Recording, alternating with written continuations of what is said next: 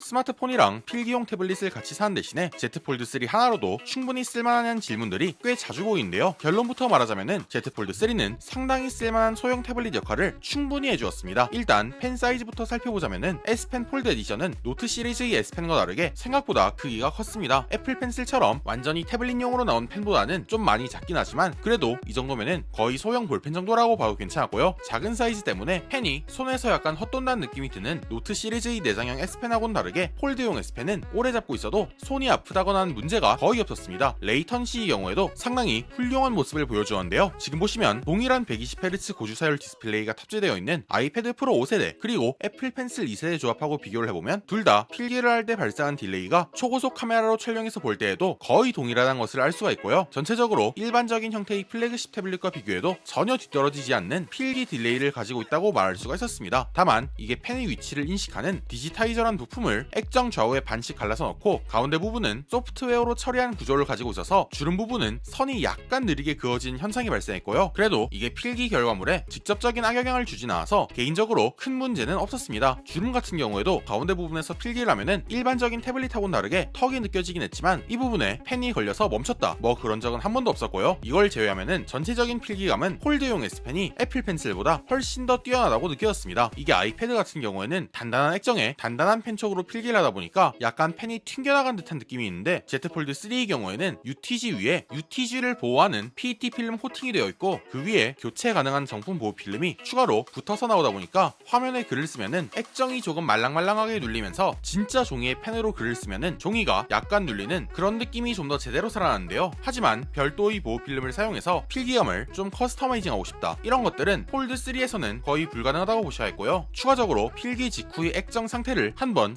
살펴보자면은 이게 필기를 하고 나면은 처음에는 액정에 찍힌 자국이 남은 것처럼 보여도 화면을 닫고 자세히 살펴보면은 보시는 것처럼 찍힌 부분이 순식간에 다시 복구가 되어가지고 액정 상태가 상당히 깔끔하게 쭉 유지된 모습을 확인할 수가 있었습니다. 다만 이게 유일한 단점은 펜 수납이었는데요. 이게 일반적인 태블릿하고는 다르게 한 번 접어서 들고 다니는 기기다 보니까 정품 펜 케이스의 구조가 상당히 이상하게 되어 있는데 이것 때문에 본체를 바닥에 놓으면은 너무 덜컥거려가지고 필기를 할 일이 생기면 케이스에서 펜 홀더를 분리하거나 아니면 케이스 자체를 뺀 다음에 바닥에 놓고 사용해야 하는데요. 개인적으로는 이것만 좀 어떻게 해결이 되면은 정말 좋지 않을까 싶었습니다. 아참 그리고 예외적으로 학교 같은 경우에는 수업 시간에 태블릿은 써도 되지만 폰은 허락 안 해주신 분들이 계시잖아요. 이런 경우에는 폴드 쓰지 말라고 하시면은 알아서 잘 협상해 보시는 수밖에 없었습니다.